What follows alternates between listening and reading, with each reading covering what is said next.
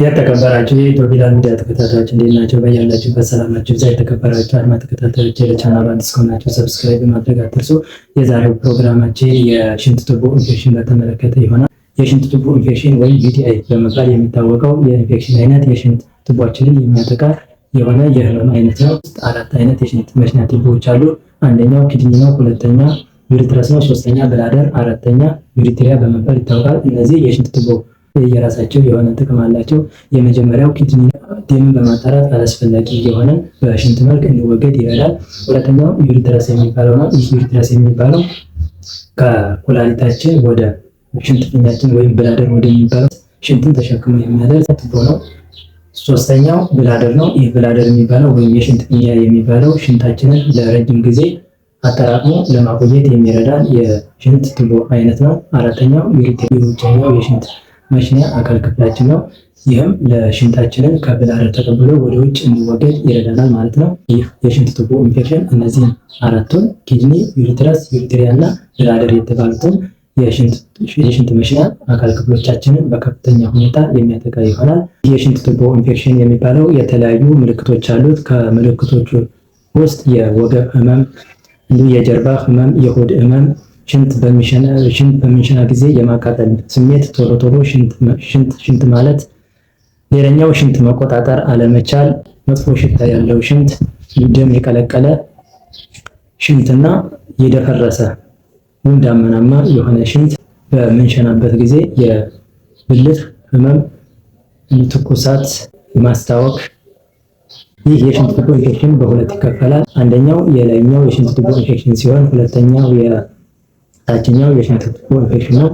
እነዚህ የሽንት ቱቦ ኢንፌክሽኖች የራሳቸው የሆነ ምልክት አላቸው። ከምልክቶች ውስጥ አንደኛ የታችኛው የሆድ ህመም፣ ሁለተኛ በምንሸናበት ጊዜ የማቃጠል ስሜት፣ ሶስተኛ ደጋግሞ መሽናት፣ አራተኛ ደስ የማይል የሽንት ሽታ፣ አምስተኛ ዳመናማ ወይም የደፈረሰ ሽንት። የላይኛው የሽንት ቱቦ ኢንፌክሽን ምልክቶች አንደኛ ትኩሳት፣ ሁለተኛ የጎን ሆድ ህመም፣ ሶስተኛው የታችኛው የጀርባ ህመም፣ አራተኛ ማቅለሽለሽና ማስታወክ ናቸው። ይህ የሽንት ቱቦ ኢንፌክሽን ወደ ሽንት ቱቦችን የሚገባው በተለያዩ ምክንያቶች ነው። አንደኛ ሻወር በምንወስድበት ጊዜ፣ ሁለተኛ በግንኙነት ጊዜ፣ ሶስተኛ በእጅ ንክኪ ወደ ሽንት ቱቦችን ሊገባ ይችላል። በተለይ ሴቶች ብዙ ጊዜ ሻወር በሚወስዱበት ጊዜ ብዙ መቆየት የለባቸውም። በቆዩ ጊዜ ባክቴሪያ ወይም ይህ የሽንት ቱቦ ኢንፌክሽን የሚያመጣው ተህዋስ አይነት በቀላሉ ወደ ሽንት ቱቦችን ሊገባ ይችላል። በአብዛኛው ጊዜ ይህ የሽንት ቱቦ ኢንፌክሽን ሴቶችን ያጠቃል። ይህ የሚያጠቃው የባክቴሪያ አይነት ኢኮላይ በመባል ይታወቃል። ይህ ኢኮላይ ኖርማሊ በሆድ አንጀታችን ውስጥ የሚኖር የባክቴሪያ አይነት ነው። ይህ የባክቴሪያ አይነት በሰገራ አማካኝነት ወደ ብልት በሚገባበት ጊዜ ከፍተኛ ለሆነ ለሽንት ቱቦ ኢንፌክሽን ያጋልጣል። የሽንት ቱቦ ኢንፌክሽን በከፍተኛ ሁኔታ የሚያጠቃው ሴቶች ነው። ምክንያቱ በተፈጥሮ አፈጣጠር ልዩነት መሰረት ነው። ወንዶችን የማጥቃት ደረጃው በጣም ዝቅተኛ ነው። የሴቶች ከሰገራ መውጫ እስከ ብልት መካከል ያለው ርቀት በጣም ቅርብ በመሆኑ ምክንያት፣ እንደዚሁም ከብላደር ዩሪትሪያ ያለው ርቀት አጭር በመሆኑ ምክንያት ሴቶች ለከፍተኛ ለሽንት ቱቦ ኢንፌክሽን ተጋላጭ ያደርጋቸዋል። ሌላኛው የሚያጠቃው ህፃኖችን ነው። ህፃን ልጆች እስከ 2% የሚሆነው ህፃን ልጆች በዚህ በሽንት ቱቦ ኢንፌክሽን ሊጠቁ ይችላሉ። ምክንያቱ ደግሞ ያልተገረዙ ወንድ ልጆች ብዙ ጊዜ ያልተገረዘው ውስጥ ቆሻሻ በከፍተኛ ሁኔታ የመጠራቀምና እርጥበት ፈጥሮ ሲቆይ ባክቴሪያ በቀላሉ ማደግ ያስችለዋል። ያኔ ለከፍተኛ ለሆነ ለሽንት ኢንፌክሽን ሊጋለጡ ይችላሉ ማለት ነው። በከፍተኛ ሁኔታ የሽንት ቱቦ ኢንፌክሽን ከሚያመጣ ተህዋስ ውስጥ አንደኛው ወይም የመጀመሪያው ኢኮላይ የሚባለው ባክቴሪያ ነው። ይህ ኢኮላይ የሚባለው ባክቴሪያ 90 እና ከ90% በላይ የሚሆነው የሽንት ቱቦ ኢንፌክሽን በዚህ ባክቴሪያ አማካኝነት ይመጣል። ኢኮላይ የሚባለው ባክቴሪያ ወደ ብልት ወይም ወደ ሽንት ቱቦ የሚገባው እንዴት ነው? ብዙውን ጊዜ አንደኛ በምንጸዳዳ ጊዜ ነው። በምንጸዳዳ ጊዜ ከሰገራ መውጫ ታጥበን ወደ ብልት ንክኪ ካለ ወይም በጣት ንክኪ ካለ ያኔ በቀላሉ ወደ ሽንት ቱቦ ኢንፌክሽን ባክቴሪያው ይገባ ማለት ነው። ሌላኛው ሻወር በሚወሰድ ጊዜ ነው። በተለይ ሴቶች ሻወር በሚወስዱ ጊዜ በሻወር ገንዳ ውስጥ በብዙ ጊዜ ከቆዩ ከሰውነታቸው ላይ የሚወገደው የተለያዩ ባክቴሪያና ተህዋሲያኖች በውሃ ውስጥ በመግባት በቀላሉ ወደ ብልት በመግባት ለሽንት ኢንፌክሽን ሊያጋልጡ ይችላሉ። በግንኙነት ጊዜ በከፍተኛ የሆነ እርጥበትና መፋተግ ሲኖር ያኔ ከሰገራ መውጫችን ወደ ብልት በቀላሉ ንክኪ ሊኖር ስለሚችል ባክቴሪያው ሊተላለፍ ይችላል። እንግዲህ የተለያዩ የሽንት ቱቦ ኢንፌክሽን ምርመራ አይነቶች አሉ። ከነዚህም ውስጥ የመጀመሪያው ፊዚካል ኤግዛሚኔሽን ነው ወይም በአይን በማየት መመርመር ነው። የተለያዩ የላብራቶሪ ምርመራ አይነቶች አሉ። ከዚህ ከሽንት ቱቦ ኢንፌክሽን ምርመራ አይነቶች ውስጥ አንደኛው ዩሪናላይሲስ ነው፣ የሽንት ምርመራ ነው። እንግዲህ የሽንት ምርመራ በሚመረመር ጊዜ የሽንት ቱቦ ኢንፌክሽን ካለ የተለያዩ ምልክቶችን ያሳያል። ከእነዚህም ውስጥ ናይትሬት፣ ሊኮሳይት፣ ደብሊውቢሲ፣ አርቢሲ የመሳሰሉ በማይክሮስኮፕ ውስጥ ይታያሉ።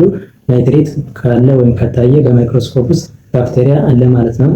እንግዲህ የሽንት ቱቦ ኢንፌክሽን ከ90% በላይ ኢኮላይ የሚባለው ባክቴሪያ ይመጣል ብለናል። ናይትሬት ፖዚቲቭ ከሆነ በሽንታችን ውስጥ ይህ ማለት ኢኮላይ ወይም ኤስቸሪሺያ ኮሊ የሚባለው ባክቴሪያ አለ ማለት ነው። ሌሎችም አሉ እንደ ፕሮቲዮስ እና ክሊፕሴላ የሚባሉ የባክቴሪያ አይነቶች አሉ የሽንት ቱቦ ኢንፌክሽን ሊያመጡ የሚችሉ ግን 90 እና ከ90% በላይ የሚሆነው የሚመጣው የሽንት ቱቦ ኢንፌክሽን በኢኮላይ የሚባለው ባክቴሪያ ነው። ሌላኛው ሊኮሳይት ነው። ሊኮሳይት ካለ ደብሊውቢሲ በሽንታችን ውስጥ ይኖራል ማለት ነው። እንደዚሁ ደብሊውቢሲ ካስት በከፍተኛ ሁኔታ ሊኖር ይችላል። እንደዚሁም ፓስ ሴሎች ሊኖሩ ይችላሉ። የሞቱ ደብሊውቢሲዎች ወይም ነጭ የደም ሴሎች በከፍተኛ ሁኔታ ሊኖሩ ይችላሉ። ሌላኛው አርቢሲ ነው። ይህ አርቢሲ የሚባለው እንግዲህ አንዱ የሽንት ቱቦ ኢንፌክሽን ምልክት ደም የቀላቀለ ሽንት ነው ብለናል።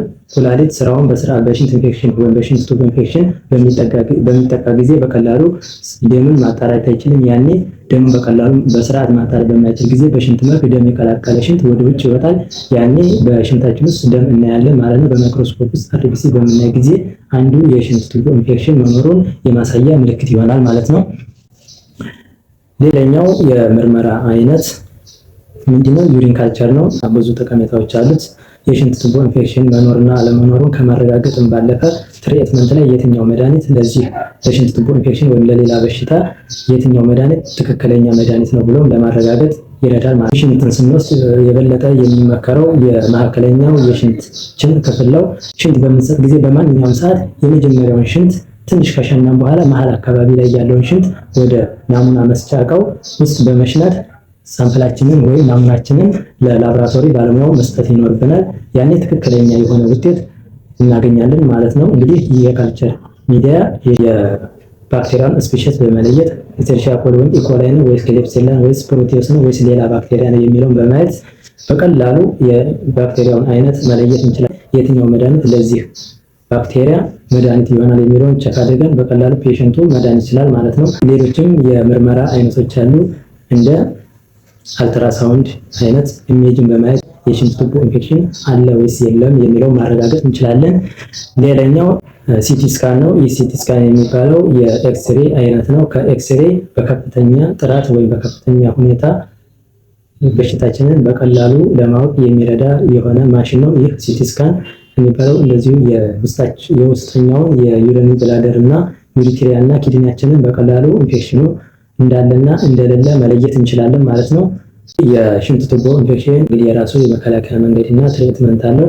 መድኃኒት በምንወስድ ጊዜ ይህን ዩቲአይ ወይም የሽንት ቱቦ ኢንፌክሽን ተመራጭ የሆነው ለአጭር ጊዜ መጠነኛ ወይም ትንሽ የሆነ መድኃኒትን መውሰድ ነው የበለጠ ተመራጭ የሆነው። ምክንያቱም ብዙ ወይም ለረጅም ጊዜ ከፍተኛ የሆነ መድኃኒት የምንጠቀም ከሆነ ለመድኃኒት ለማመድ ወይም ሬዚስታንስ ወይም አንቲባዮቲክ ሬዚስታንስ ሊፈጠር ይችላል። አንቲባዮቲክ ሬዚስታንስ ከተፈጠረ ያን ባክቴሪያ ያድነን የነበረው መድኃኒት እኛን ሊያድነን አይችልም ማለት ነው። የግዴታ ሌላ መድኃኒት ያንን የሚያክል መድኃኒት መፈለግ ይሆንብናል እና ለረጅም ጊዜና ከፍተኛ የሆነ መድኃኒት ብዙ መድኃኒት መጠቀም ለዚህ ለመድኃኒት መለማመድ ሊያጋልጠን ስለሚችል ዝቅተኛ ለአጭር ጊዜ ትንሽ መድኃኒት መውሰድ የበለጠ ተመራጭ ነው ማለት ነው። የመከላከያ መንገዱ እንግዲህ መድኃኒት ከማስጠታችን ወይም ከማዘዛችን በፊት የተሻለ የተመረጠው በቤታችን ውስጥ የምናደርገው ቅድሚያ መከላከያ መንገድ ነው።